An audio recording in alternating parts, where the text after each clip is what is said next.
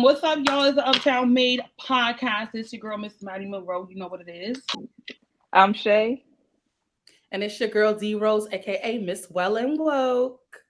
All right, y'all. Welcome to episode 5 of the Uptown Made Podcast. Let's get into some things. Right? Welcome back.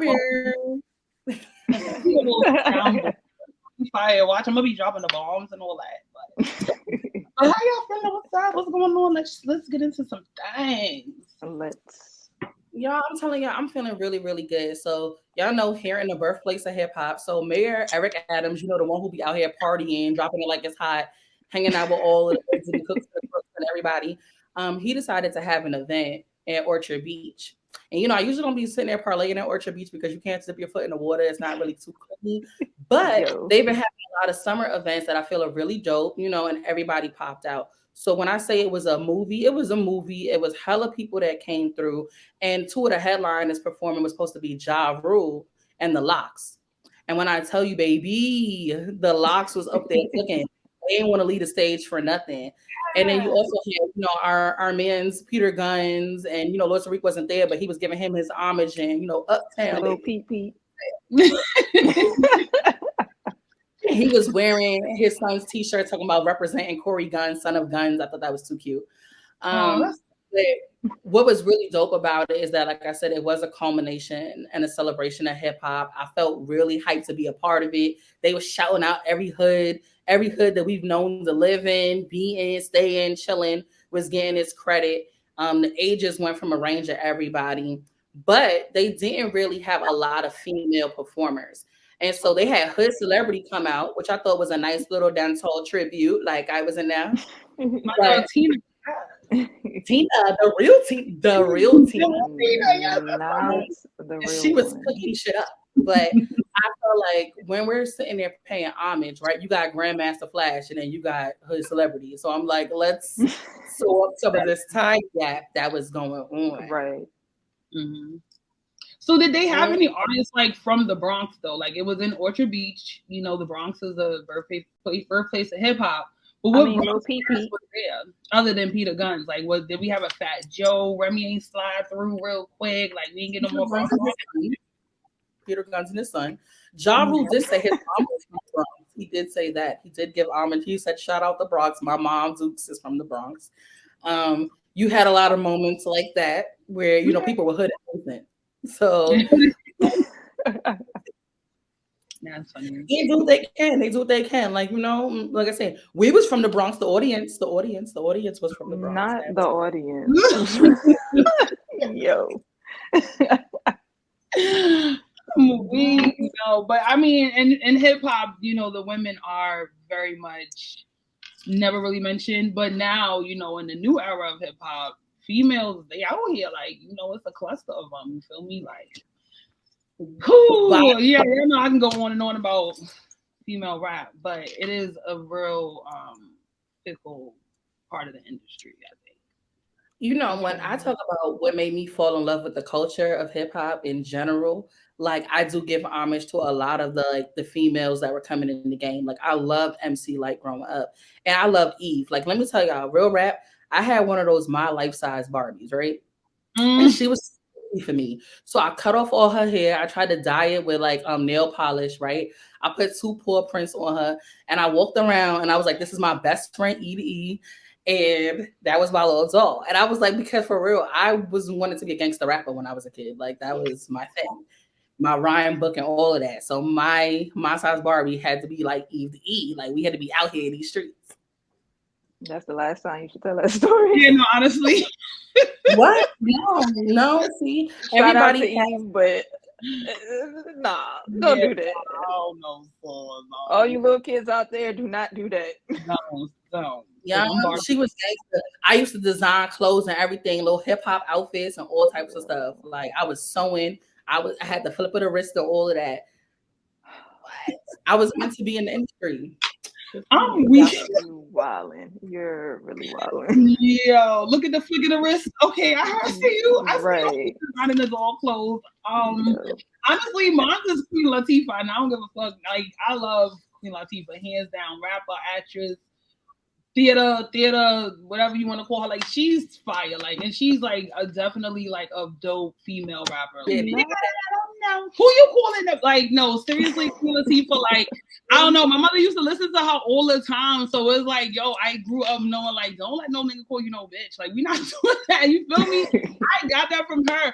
Even her as an actress, like, I watch all her shows, all her movies. Like, that is, like, literally my woman crush. Like, I don't care. Even when I be wearing my little Cleo braids, like, I be aspiring to be her. Like, I love Queen Latifah. Shout out to her. Recently, she was at an event and she was rapping. Shut up. I'm just saying. Recently, she was at an event rapping her song, and I was just like, oh my gosh, she still got it. Like, she's just lit. Like, I don't know. She's just a fly bitch for her age, for her to be the type of rapper she is. I love her. Shout out to Queen Latifah. If you ever see the girl. Yes, Miss Dana Owens. Damn. Yes. And she used to live in building 8. No, building 7, excuse me. She dead ass used to live in building 7. Stop playing. Not you coming with the co-op history. I mean, I do have a Queen Latifah story. Like, all right, boom, real quick. So y'all know how, like, in the buildings, if y'all know it, y'all know where we grew up. Y'all know how to the fucking the laundromat don't be working right sometimes, so you can go to another building. So we had to go to building 7, and we was dead ass downstairs washing our clothes with Queen Latifah. And I didn't realize who it was, but my father is looking at her, she looking at him, he looking at her, and then I'm looking at them, and I'm like, I know this lady, but I don't know from where. So when we walking back to the building, he's like, you know, that's that lady, that song your mama keep playing. And I start singing. He's like, yeah, that's her. And I'm just like, you know, as a kid, you don't really like, you don't know. Like, as I'm older, I'm like, bruh, why would you tell me not? You could have told me right then and there. I could have, spit my little rhyme. I could have got signed. Like, come on, you messed up my opportunity. But yeah, Queen Latifah, girl, if you remember me, hey. Man, I'm saying, I'm like, down, like, wow. Okay, that's crazy. And I like to this day, I still love her. See, I'm blushing. And she really do. I could back that up. She is not lying. Like, she really loves Queen Latifah. Like, nah, like, so serious. So, like, if you ever see this Queen Latifah, like, she is so serious. Like, she'll faint. Like, it's really, like, for real. No, I won't cry for real. I'm more blushing. I'm hot. Because I really love her, like, for real. Oh my God. But you know what? There's so many great women that came around in hip hop. And so, ladies first. I don't know if y'all seen it. So it's a new show that dropped, and it just dropped recently on Netflix. And it's giving homage to females in the rap game, past and present. And it starts off with like a really strong presence, talking about like Roxanne Shante, and like, and Funky Floor plus one more. You know, it gives homage from the past to the present. And so I feel like when it's talking about Queen Latifah, she just mentioned about Latin Quarters. And I had such a throwback moment where I was like, yo, do y'all remember Latin Quarters?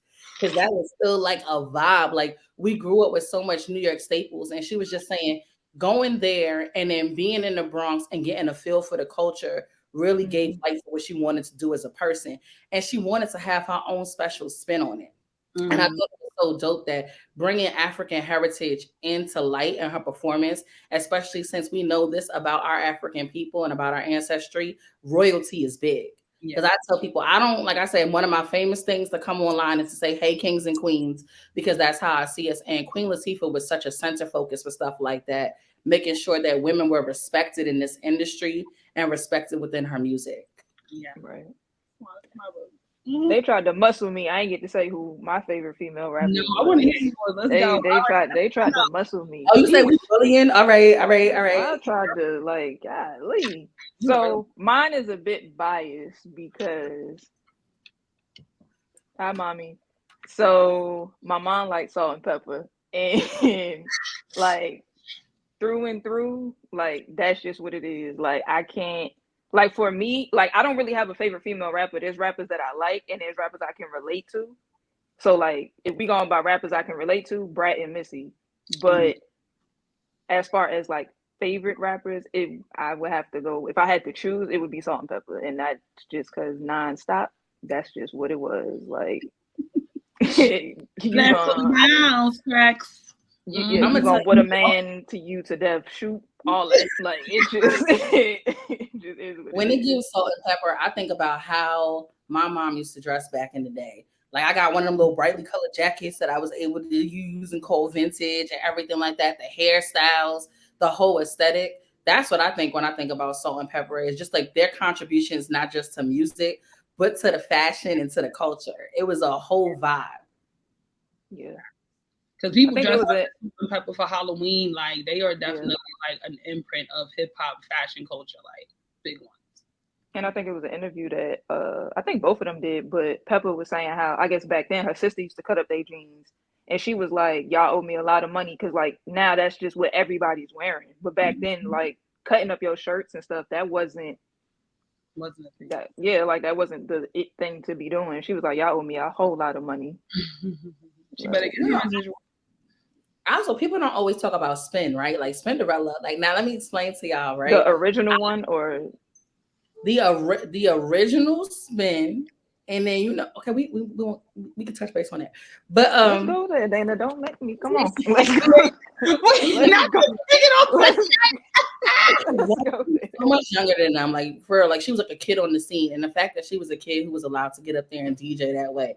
For me individually, I tell y'all this: if I wasn't doing what I do professionally now as a therapist, I wanted to be a DJ. I love mixing music. I like that's one of those things that's never going to stop. I love when sounds collide and you get the right beat and the right bass and the party is lit.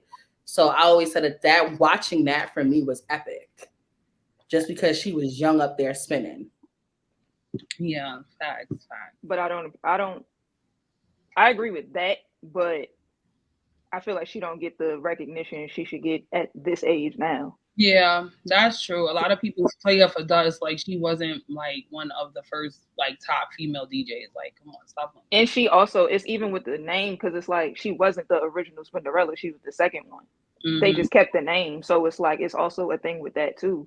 But I don't know if she still do. But I know she had a residency in Vegas. So, ooh, she getting money if she got. And when you got a residency alone and not with the group, says a lot.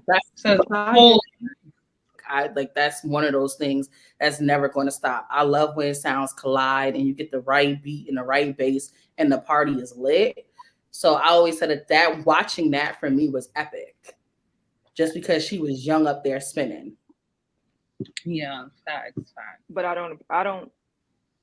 agree with that, but I feel like she don't get the recognition she should get at this age now. Yeah, that's true. A lot of people play her for dust. Like she wasn't like one of the first like top female DJs. Like, come on, stop. And she also, it's even with the name because it's like she wasn't the original Spinderella. She was the second one. Mm-hmm. They just kept the name, so it's like it's also a thing with that too. But I don't know if she still do, but I know she had a residency in Vegas. So, ooh, she getting money if she got. And when you got a residency alone and not with the group, says a lot. And you know what? I think right now we're on the brink of the culture, which everything is starting to spin in our realms. I tell people all the time, we watch men dominate an industry for so long. One of the best things about Ladies First was them pinpointing that so many women were affiliated with male groups, right? Mm-hmm. So you had Rough Riders, right? And I was like, you had so many different, like you have Nicki Minaj and Young Money. You got like Lauryn Hill was associated with the Fugees. Like you got everybody was synced up and linked up to a male group because they only wanted one. Mm-hmm. And that they kind of celebrated this idea of competition amongst us as women. And that's starting to slowly fade away when we're like, there's enough room at the table for everybody to eat. And I'm loving it. Like everywhere I go, my car playlist is nothing but female rap artists. Like people be annoyed. If you hear me driving down the street, that's all you hear bumping out because it's something so empowering about it for me. But I also feel like that's also because a lot of women now, like back then, that was the way you had to get on. And it's not even like you were the only female and then you had to battle all the guys. But at the same time, I also feel like now a lot of women go the independent route. So there is no need to be attached to a crew or attached to any other man. Like there are females that put out records and I mean, in all honesty, guys own the record labels. So that's who's going after them. So like, it's different if there's a female that's owning a record label and, you know, like you have that option. But if guys are dominating as far as owning these labels and that's who's going after you, you have no choice, even if you don't want to be attached to a crew or a name. Yeah. Now, does that make you? No. But because a lot of these females started out independent in the first place. Exactly. But they felt like they had to get themselves signed to a group of guys so that they can get more notoriety. So it's like it changes the game. A lot of times you hear professionally women say this, in effort for me to break through, I had to associate myself with somebody else. That doesn't mean that they had the same message or the same, ambitions that I had, but I have to link up with them just so I can get my foot in the door. It's about um Ice Cube. And I thought it was so crazy. Like I was talking about how Ice Cube basically wanted to say in his music, he was constantly with NWA saying bitches this and niggas that, and wasn't really feeling that, right? Like basically was just like, I'm not gonna let you come out and call me out of my name because I'm affiliated with your group. You're gonna give me respect this entire time we working together. I don't care who we in front of, who we performing, where we go. You're gonna give me my just respect. And I feel like I love that they don't really show you the behind the scenes with some of these female artists. I would have loved to see times where Lil Kim was cursing out Biggie like, bruh, I ain't saying that. Don't come at my neck like this. You know what I'm saying? I've even watched Nicki Minaj doing Joe Budden's podcast where he was like she was like, hold on. You're not gonna talk to me filthy and credit dudes for writing my music when I'm an artist independently. My artistry is perfected and I write these rhymes. You're not gonna talk to me greasy like this. And I love I can say y'all wrote every rap I spit. Like, come on, sorry. Y'all know how I feel. But like, cause so I want to go back to something real quick. Cause you said that you have like a female playlist. Now, is it like current female rappers, old school? Is it a mix? Like when you listen to rap, is it like more of a feel good thing, or are you listening for like bars? Are you like what does that playlist look like? Because that's where it gets tricky. My playlist goes hard in the paint. Like I'm gonna tell you right now, like it needs to be in the Hall of Fame because it has everybody on it. One of my favorite albums all time is The Miseducation of Lauryn Hill. And Lauryn Hill is accredited as one of the greatest rappers, hands down, word to mommy. I say this. And so on that playlist, yes, you are going to hear Misdemeanor. Yes, you are going to hear The Brag. Yes, you are going to hear MC Light. Yes, I am going to play Doechii. Yes, I am going to play Cash Doll and Dream Doll and all the dolls and Cuban and everybody. It's a culmination and a celebration of music. And I even like when certain songs kind of flow together. So I'll play something and be like, oh, okay, well, Kim did this song and then Dream Doll did this. And I have it does a flow through pattern so that I can hear past and present and do like this just whole celebration when I'm listening to it. Okay. I'm gonna share that with y'all. Y'all gonna have to follow my little playlist on Spotify, whatever the case is. Y'all know y'all can tune in. That shit is litty. Yeah, all the school artists, but all them dolls and stuff. Like I don't know. I don't know. I just feel like sometimes when they be rapping, I'm one of those people who's like, yo, I want to hear how you flow on the beat. Like, are you switching up the flows? Like, what's the cadence sound like? And I feel like sometimes these female rappers, it just be the same flow through the whole song. And I just kind of be like, oh, that's kind of boring. The beat is cute. What you were saying is cute, but like, why you just can't switch it up a little bit? Like, I don't know. Like, that's just me. I like it to be a little different.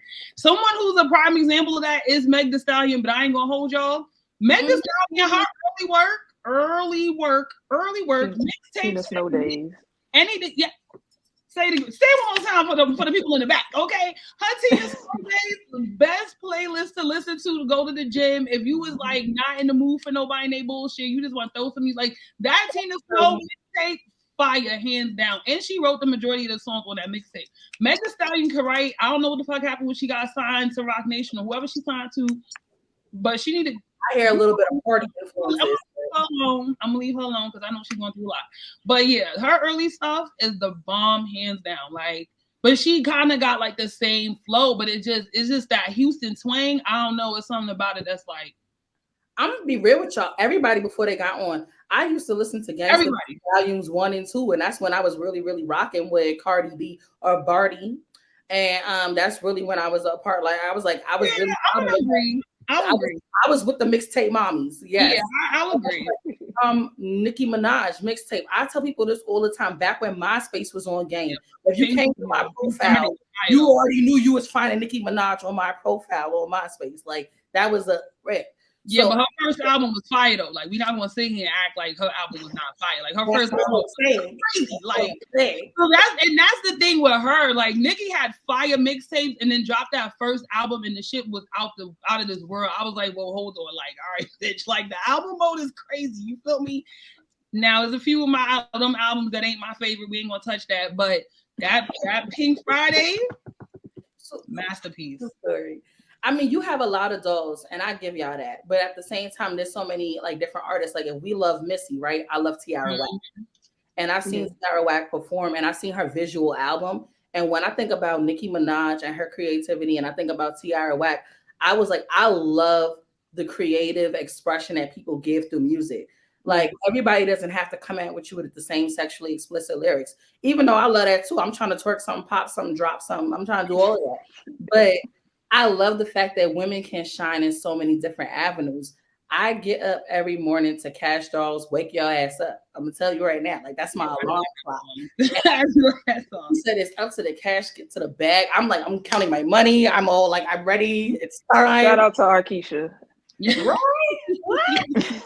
So, it's like, I give it, like I said, not every doll is putting out quality. But I do feel like a part of the rap game for a lot of women is also breaking into an industry that allows them to access income and create another hustle lane. And I'm not mad at it. If we all want to turn on a mic, let's all turn on a mic. Like, let's get to the paper. I like that women now have choices of what we want to hear. Yeah. Because there's a fan base for everybody. Like, anybody can put something out and somebody's gonna fuck with it. You feel me? It's millions and millions of people listening to millions of songs a day. So there is a platform for everybody. There is a space for everybody. Like, you know what I'm saying? Like, I listen to a lot of underground rappers, and I'm like, damn, I can't wait till y'all niggas blow up so I can be like, I've been listening to that house. Like, you feel me? Like, even like Lola Brooke is an example of that. Like, I forgot what I heard of her like way before her joint came out, and then when Don't Play With It came out, I'm like, oh, this is cute. I was rocking to it. Next thing you know, blowing up in New York. Like, everybody rocking with it. She's the only one I can think of right now. I can't say the same for most of these newer like New York artists, but they have grown on me, and you know what I'm saying. So I'm gonna play devil's advocate. Now, it's like that now, but back then there was no option. I don't want to say there was no option on what you could talk about, but even Yo-Yo said like after a certain point in her career, she was trying to make her lyrics more sexy because that's what was appealing. And that's what everybody, like at the time, it was Kim and Foxy. And even though to me, Foxy's more aggressive than Kim, but I digress. It was still about sex appeal. And so if you got Brat, Yo-Yo, MC Light, they wasn't dressing like that. Right. But as the times go, and if that's what the audience is looking for, they feel like they have to change their appearance, and they feel like as far as like styling goes, and they feel like they have to change their lyrics. Yo-Yo was like, she ripped out numerous pages and kept crumbling up rhymes because she felt like it wasn't sexy enough. Even Brat, when she had What Do You Like with Tyrese, Brat was in a whole two-piece. Yeah, no, that definitely was like that goes what I was saying, because like men frame the music industry and everything. Everybody says this sex sells, right? That's the reality. And so them having to step into what they feel is like not their truest form of self is crazy. But it was a money play, because a lot of women say, if I sell sex now, I can get to do what I want to do in my career later on down the road. Right. And it's like everybody had to play the game. When we think about hip hop, we grew up in a time where you had BET Uncut, like you had rap, you literally 106 106, right? And so when you had that Cedar's World, you had all these different shows that were encapsulated, and the music videos was popping. It's the first time we got to see some of this stuff, right? And I think about Janet Jackson and Busta Rhymes, how creative that video was. I think about like everything that Missy Elliott did was so super creative. And when you have the Brat, and like I said, you're coming, these people put a lot of their personal money. A lot of money was put up to do these productions. They had to figure out how to set themselves apart and how to get not only women to be interested in the rhymes, but get men to buy into a concept, because men were also patronizing hip hop heavy. So it's like men wanted to hear sexualized lyrics that they feel like they would want to hear women talk about, but rap with a lot of energy and a lot of passion. And so women were like, let me give the men what they want, but I'm really catering to the women. I want the ladies to vibe what I'm saying, but I want the men to look at it because I need views. Right. I need people to pay attention. And a The lot of them, women, like, the one who's buying it, the men is just watching it. Like, you know, you get what I'm But I saying? also feel like that's what the style was at that time, like Mhm. in the 80s. And not to say that they wasn't wearing tight clothes, but like even Salt and Pepper, like they wore tight stuff, but that was always them. They didn't Mhm. come out wearing baggy clothes and stuff like that. MC like that, Queen Latifah, that's how they dressed. And so once there's a new era that is ushered in and it's like everybody naked, it's kind of like, where do we fit in this? Because it don't mean we don't have what they have, but we not used to showing it the way they showing it. Because there was but no you, in between. There was no calm medium. It went from baggy to naked. Right, it's Like sexy. Bikini top thongs. because I'm even gonna be with real. TLC, like Confidence thing.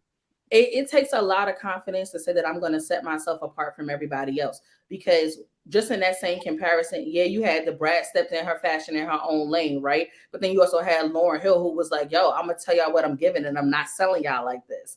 So Right. you have newer artists who are just on the same way. Chica's like that. Rhapsody's been like that. Like you have so many different artists that are like, I don't have to take off anything to fit into anybody's prototype. Young and May, like I'm a female rapper and I'm in but the that's industry. now. That's what I'm saying. Like it's different It's now because a totally lot of them are independent and they have the freedom to do as they please.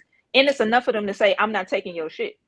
Back then, if I'm in a crew full of men, they're not going to stick up for me because their deals are on the line too. right. Yeah, and they want to see it too. That's So the it's, reality. I mean, that too on certain labels, but it also became like you said, it could only be one. Like for example, with Murder Inc., it was between Vita and Charlie Baltimore, Right. It couldn't be the most. They and both Vita got dropped, and they kept Charlie Baltimore. So it's like it had to be one or the other. Like and it's one song with them together, but it's like you had to choose. And that's the crazy part that you could only have one. I never understood that ideology. Like, as many women are so talented and so creative, what did the men lose from having more than one female be a part of their crew and team? And it's That's still like that to this day, though. When you Mhm. honestly think about it, think of all the labels, think of all the females on all the labels, and think about how many female rappers is on all these labels. It's not like most of them are under the same label. Everyone is on one specific label. Even like, so bringing Meg Thee Stallion up again, the label that she's on, that she was originally signed to, forgive me, I forget the name of it, but Erica Banks is signed to the same label.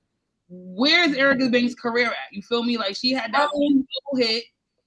I'm gonna say she all I have a rapper. Like, I don't do that. I'm just using that as an example. But I'm okay. just saying they poured more into Meg Thee Stallion because she was a bigger rapper, and they couldn't pour the same into her. If that makes But sense. you know, I'm gonna be real with you. Erica Banks and Meg Thee Stallion are almost one and the same. And I loved Meg Thee Stallion when she first came into the game. Like everything about her, especially the fact that she was an HBCU educated sister. Like I loved her down because I thought that it was one thing to give homage that you can also live two parts of your dream. She had Right. this, like one of the biggest things about Meg Thee Stallion is that she wanted to have her own hospital, health and hospital administration. Yeah. And I thought that was super dope. Like she was like, I want to do something that changes the industry.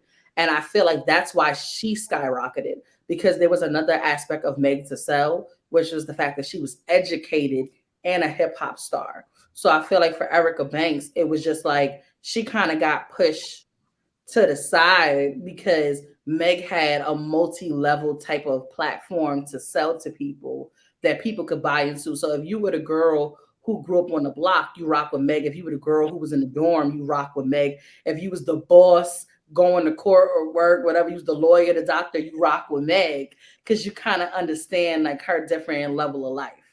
So then let's be real though. Can we really have two?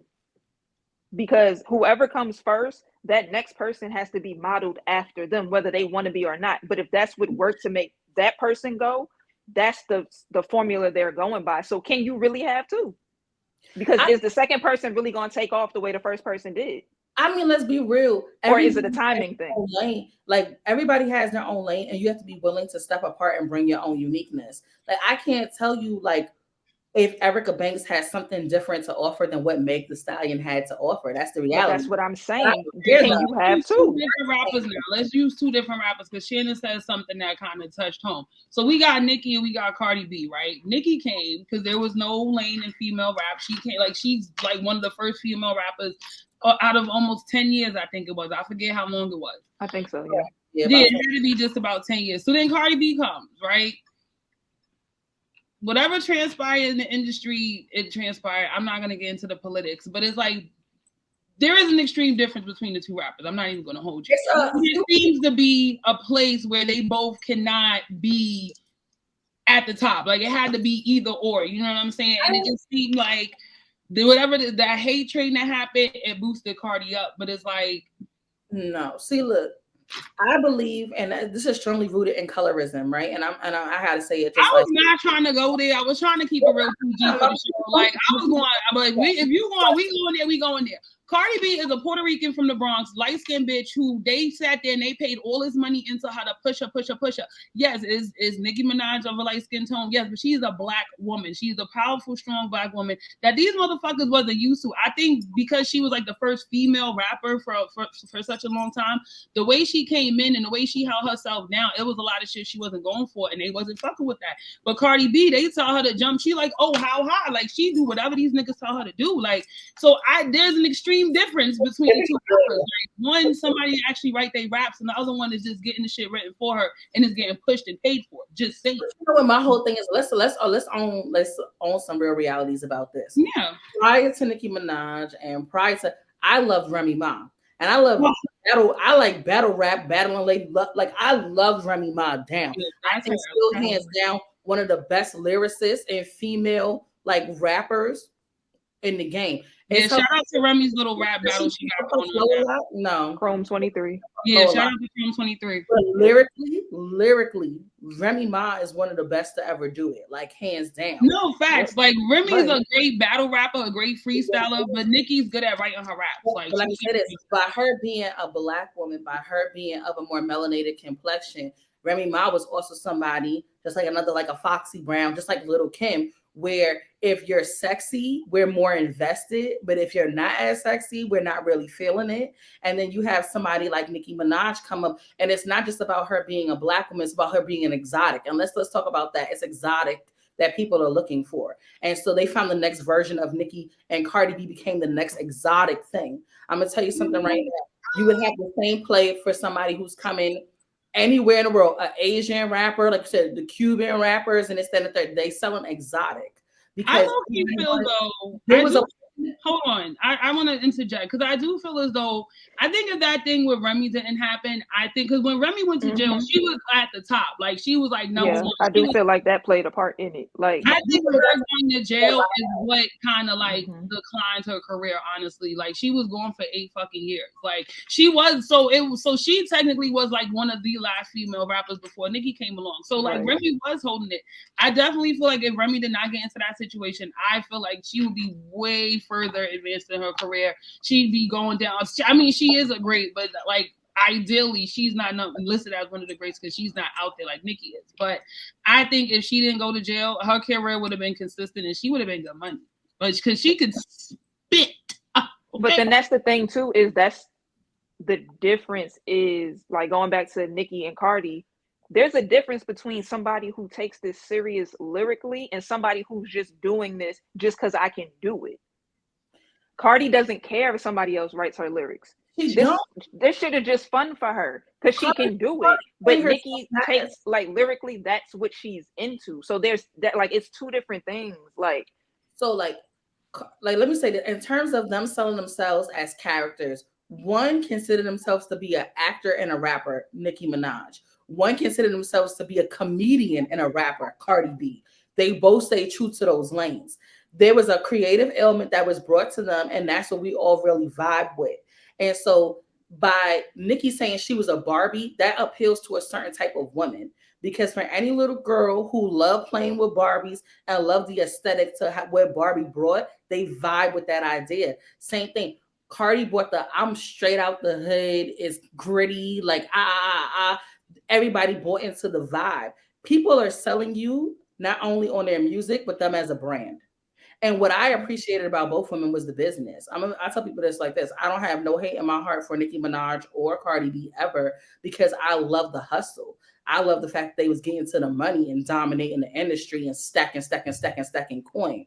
So I can never feel nothing against neither one of them. But I do agree that in the aspect of Cardi B, in terms of like her racial identity, she'll be the first to tell you she came out also stating that she was not only like Dominican, but she was also identified as Trinidadian.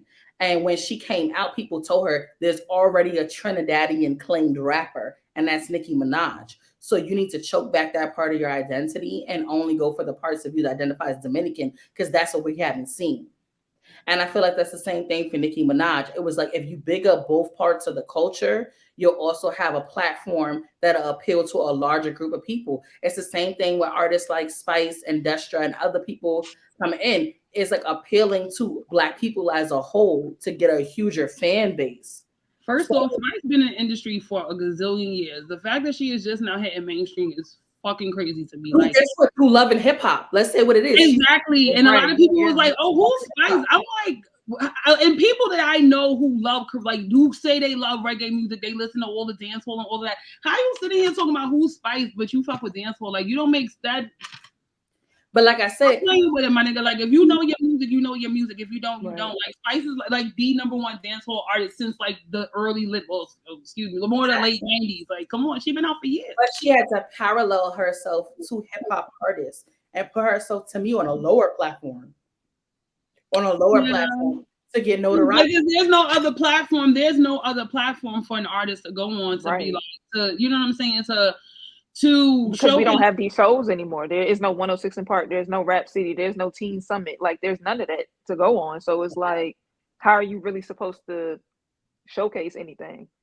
Well, we'll be the show. So if anybody wants to come on here, right? Yeah, Uptown Made Podcast, please hit us. Right? You know, I'm ready to start on. Like I said, you know, BNR production studio. We about to get a little recording studio and say female artists if you out here. But I think like I said, I do see where you coming from. It's like, can people exist in the same lane? Doesn't make it complicated. And like I said, I don't know what everybody else is listening for, but I love my music to come with affirmations. That's why I like people like Baby Tate. Like, I want to be out here healthy, wealthy, like like everybody else. And so I feel like when you have so many women competing in a market, it is not them who want to be sworn enemies. I feel like it's those of us who are watching and patronizing the culture, making it seem like there can't be room for more than one person. There doesn't have to be cliques and crews in the industry. We don't have to choose teams and sides, because if everybody jumped on a track, I'm buying it just the same. If everybody was on a concert stage, I'm paying for that ticket just the same to see everybody up there. So it's like ladies' night. Like, you know what I'm saying? Like ladies' night. Ladies' night. Not to keep giving Shorty shine, but Meg Thee Stallion again is another one, because you had the song with Nicki, and then Sis wanted to sit here and she had the song with Cardi, and then had this like issue with Nicki, and it's like, bro, like, you don't have to. You did a song with her, do a song with another. Don't inherit somebody's beef. It's not your beef. Like, that, you don't have nothing to do with their beef. Like, why are you sitting here putting yourself in some shit that has nothing to do with you? Like, come on, that goes crazy. Let me tell you, I say this. As a Black woman, I don't compete with other Black women on anything, with anything. We can never be competitors because we're running the same race. We're fighting the same fight. So at any time I do something in this world and get any opportunity, I'm going to look out for Sis, because at the end of the day, I feel like that's something that we don't really let that, my little phone go off, and it's kind of shout out to Ari Lennox. Right? Shout out to Ari Lennox. What? Yeah, and so I just like I honestly do feel like when it comes to all of those people and everybody that we mentioned, the ideas about crabs in a barrel, they're always trying to get people to tear each other down and make it hard for the next person to come up in this industry. And if you set yourself with a mindset that says, I'm not competing with other Black women, you wouldn't feel the need to feel like this person can't do a show or an album or collaborate or work with. Like, you have to kind of convince yourself that there's no need for that that battleground. We don't need it. It's not necessary. So I got a question though. Yeah. Now, I know we all for the camaraderie of us females, but Just like I know I have a favorite male hip hop beef. What is your favorite female hip hop beef? Ooh. Mine is Foxy Brown and Queen Latifah. I was gonna say mine was Foxy and Little Kim. Yeah. Nah, I just because they used to be friends, so I don't really, yeah. Yo, I'm gonna be real. I'm gonna have to say Nicki and Kim only because they both dropped some fire ass diss tracks. Like both of them shits was OD fire. Like I support if y'all gonna have a beef, put this shit on the music, bro. You wildin'. Both of them shits was kind fire. Like you wildin'.